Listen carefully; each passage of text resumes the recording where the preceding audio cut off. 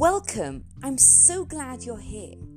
I'm Gila Ross, author of Living Beautifully and host of the Confident Parent podcast, the podcast you need to listen to bring more joy, more ease, and more intention so that you can be the parent you want to be for your kids. In this episode, I'm joined by my husband, Rabbi Samuel Ross, and we talk about 5 tools that we can really use in our day-to-day interactions that not only help things run smoother, but really build a strong relationship with our kids. Last week, we looked at the goal of parenting.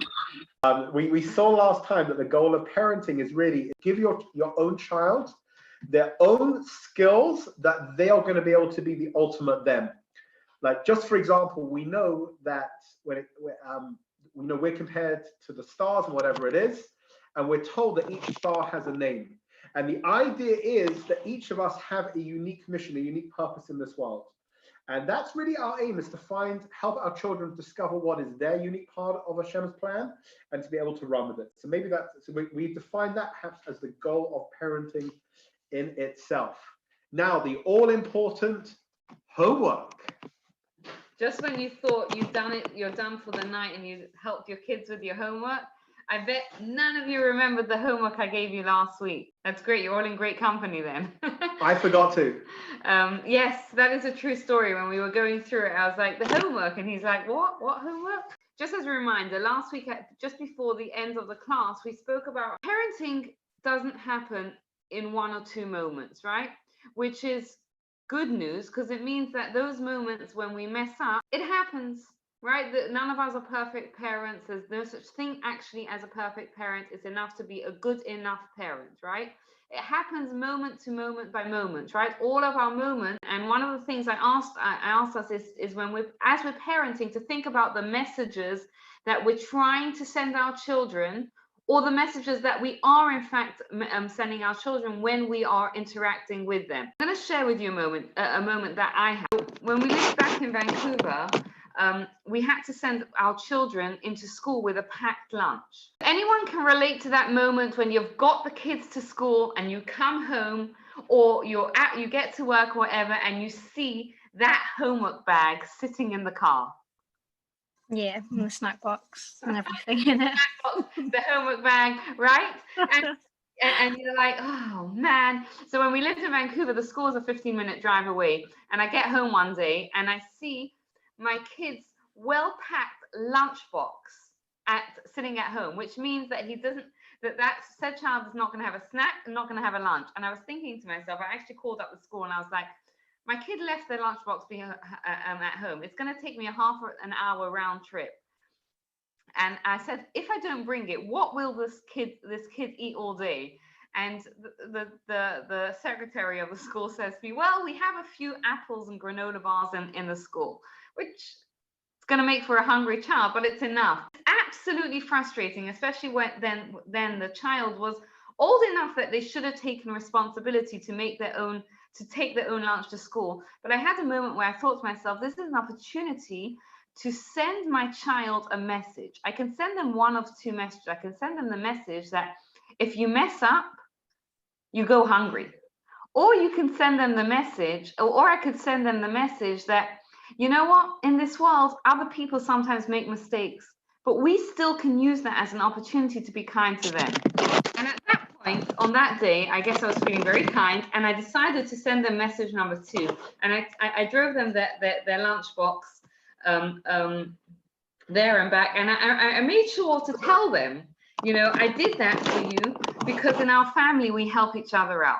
But again, that's just a little bit of an intro of the goal of parenting is to help our child discover their own strengths and weaknesses and be able to use them. And that happens as a process over time with all the moments that we interact with our children. And I'm going to introduce you to 5 parenting tools. Just give you a brief outline, and then we're going to spend the following sessions, the next few sessions, looking at them in more detail and looking at them and how to implement them practically, especially considering for most of us, parenting happens amongst the stress of life, right? Some of us have more than one kid. Some of us have other things going on, work, whatever it is, other things going on.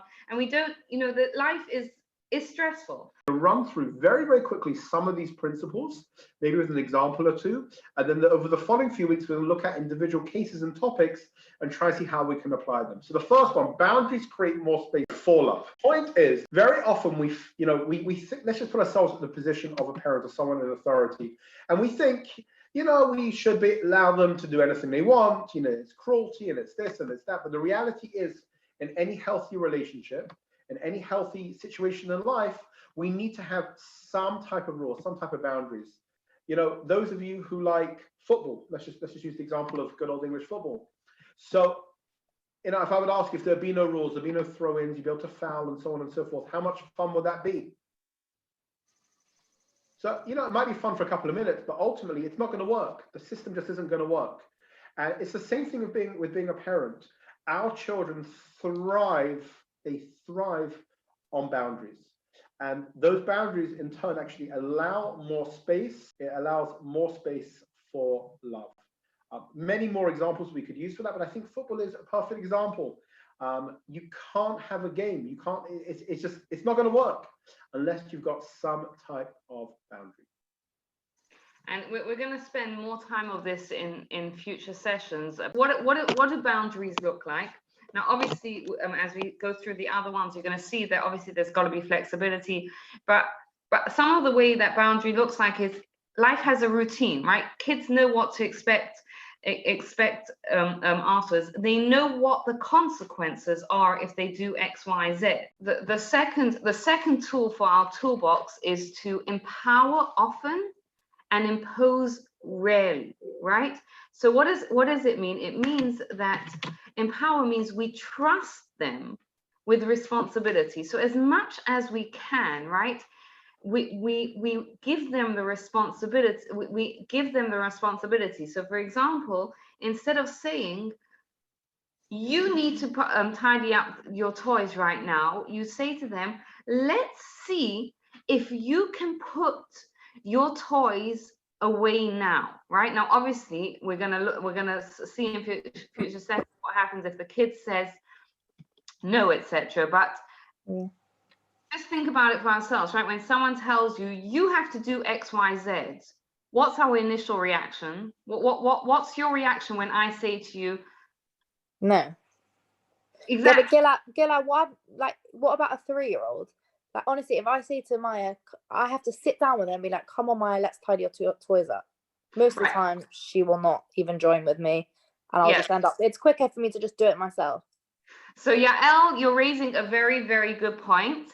And I wanted to say something to you. The last sentence, I think, was a brilliant line. You said it's quicker to do it yourself, and you're 100% right. You don't always have the patience to get them a million times and ask them to do it. Exactly. So you have to be in the right headspace, and you have a new baby, which changes everything. But when they're younger, it has to be age appropriate, right? But when they're younger, it is easier to do it yourself, and it is quicker to do it yourself. But it pays off in investing when they're younger to spend that time with them, so they get into the habit of helping. But I'll give you a little example of something that you might do, right? Is you might tell you might tell Maya, can you bring can you be a big helper and bring me a nappy for your brother? Yeah, right? she's good at that. She's very good at that. She'll get me anything for the baby. But when it comes to like tidying toys or doing something that, do you know what I mean?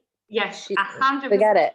And we'll discuss it. Maybe we'll even after in the Q&A. But I want to tell you why it's worthwhile doing it, because when you say to her, can you be my big helper and bring me X, Y, Z, even though it's not whatever, like what's the big deal?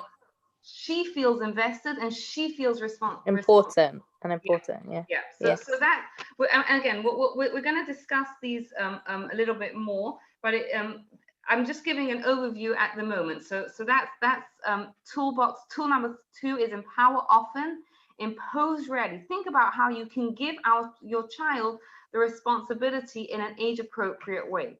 Now, number 3 is no one can hear until they've been heard. The big word in life to make us want to do anything. Forget about our children, but us as well. Think about whether it's with a spouse, whether it's at work, anywhere.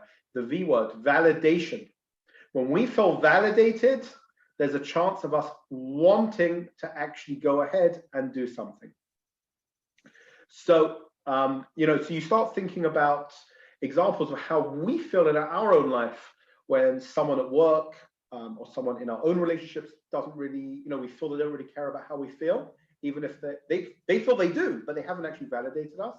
So it's so crucial that we transfer that to our children. And imagine how we feel when we're not validated. It can really destroy us. Just imagine how it makes them feel. This is really a huge one, and we're really gonna see this over the next few weeks, how this is going to play out. But we're just running through the actual tools right now. To say one more thing, I think, to really bring tool number 3 alive, because I think it's so. I don't know if any of you have ever had that experience when you're trying to talk to your child and your child is kind of stuck, right? But a lot of times they're stuck because they're not feeling heard. Like, imagine if it's your birthday, right?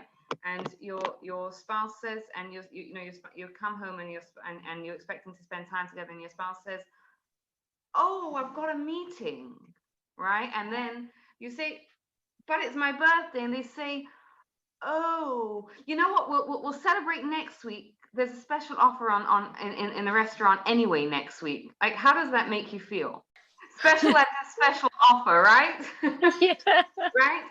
Again, whereas if the spouse is like, "Oh my goodness, I forgot. I can't believe I did that." And how could I do that? It changes the dynamic for us, and it's something that, again, we're gonna go into a little bit more as the weeks progress, but it's something to really bear in mind, that it's such a powerful gift that we actually give to our children when we stop and we listen to them. Now, the 4th tool is that unique, not uniform, creates greatness, right? Like, our children are different, and it's okay for us as parents to treat our children differently according to what they need, right? As long as we are giving each child what they need, it's okay. Because a lot of times, you do something for one child and then the other child says, "But what about me?" Right?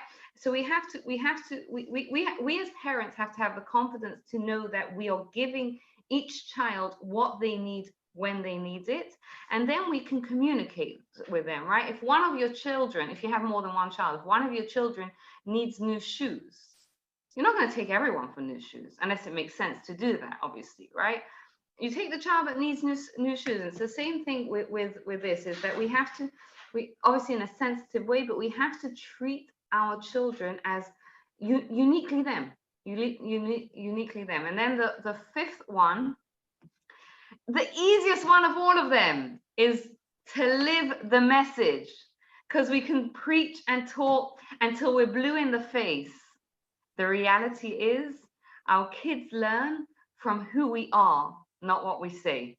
So that's why I'm saying it's the easiest one of all, because it's the hardest one. I'll just end with a story. There was a young couple that were expecting their first child, and they went to the Chafetz Chaim, who was a holy rabbi, and they asked him, "When do we start worrying about educating our child?" And the rabbi looked at them and he said, "What do you mean when?" He says, "You're a bit late, because your children are going to learn from who you are." Now, the flip side of that is that we're all here because we already have kids. It's never too late, because as long as our kids see that we're consistently and seriously trying to grow and be better, that is a very, very powerful message that we send to them. So here's the 5 tools that can build a really strong relationship with your kids. Number 1, boundaries create more space for love. Number 2, empower as often as you can. Number 3, no one can hear until they've been heard. Number 4, unique, not uniform. And number 5, live the message, the values you're trying to impart to your kids. So here's your homework for this week. And there's 2 ways to do it, so pick whichever one works best for you. The first way is take a few minutes now, think to yourself, which of these 5 tools do I really want to work on this coming week? And then use that one. Use it in your interactions with your kids. The second way to do it is when you're interacting with your child, pause for a moment and think to yourself, which of these tools can I use that will help us out in this situation? Try it, see how it goes.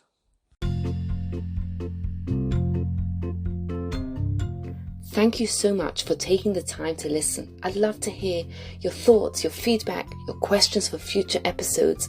And please take a moment, think about someone else who might benefit from this and forward it on to them.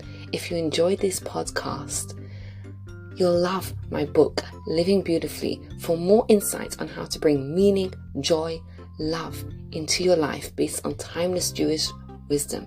Thank you.